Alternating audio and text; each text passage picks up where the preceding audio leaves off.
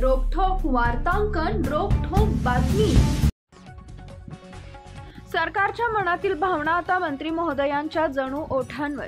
लोकांना कर्जमाफीचा नाद लागला आहे। कर्जमाफीवरून सहकार मंत्री बाबासाहेब पाटील यांनी असं वादग्रस्त विधान केलंय। आम्हाला निवडून यायचंय, त्यामुळे आम्हाला निवडणुकीत काहीतरी आश्वासन देतो असा दावा महायुतीमधील महत्त्वाच्या खात्याच्या मंत्र्यांनी केलाय। त्यामुळे सरकारच्या मनातील भावना आता मंत्री महोदयांच्या जणू ओठावर असल्याचं दिसून येत आहे। कर्जमाफी व्हावी यासाठी शेतकरी आग्रही आहेत, पण सरकार कर्जमाफीच्या आश्वासनावर किती ठाम आहे हे वक्तव्य त्याचं मूर्तिमंत उदाहरण आहे। निवडणुकीत अनेकदा आश्वासनांची गाजर दाखवलं जातं, दिवा स्वप्न दाखवण्यात येतात। एकदा निवडून आलं की मग तुम्ही कोण आणि मी कोण असा मामला असतो। सहकार मंत्र्यांचं हे वक्तव्य याच धोरणाचा भाग आहे असं म्हटलं तर वावगं ठरणार नाही। बाबासाहेब पाटील यांनी जनतेला एकदम एड्यात काढलं। आपल्या भाषणात त्यांनी लोकांच्या मागणीकडे लक्ष वेधले।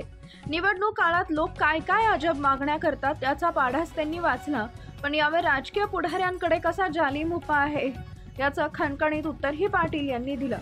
निवडणुकीच्या काळात कुणी गावात नदी आणून द्या अशी मागणी केल्यास निवडून यायचं असल्यानं नदी आणून दिल्याचं आश्वासन दिलं जातं असं सहकार मंत्री म्हणाले। राष्ट्रवादी अजित पवार गटाचे नेते व सहकार मंत्री बाबासाहेब पाटील यांनी चोपडा तालुक्यात घोडगाव इथं पीपल बँकेच्या शाखेच्या उद्घाटन प्रसंगी बोलताना त्यांनी सध्याच्या परिस्थितीवर भाष्य केलं। त्यांनी एकीकडे शेतकऱ्यांच्या जखमेवर मीठ चोळलं तर दुसरीकडे मतदारांच्या नागरिकांच्या डोळ्यात झणझणीत अंजन घातलं।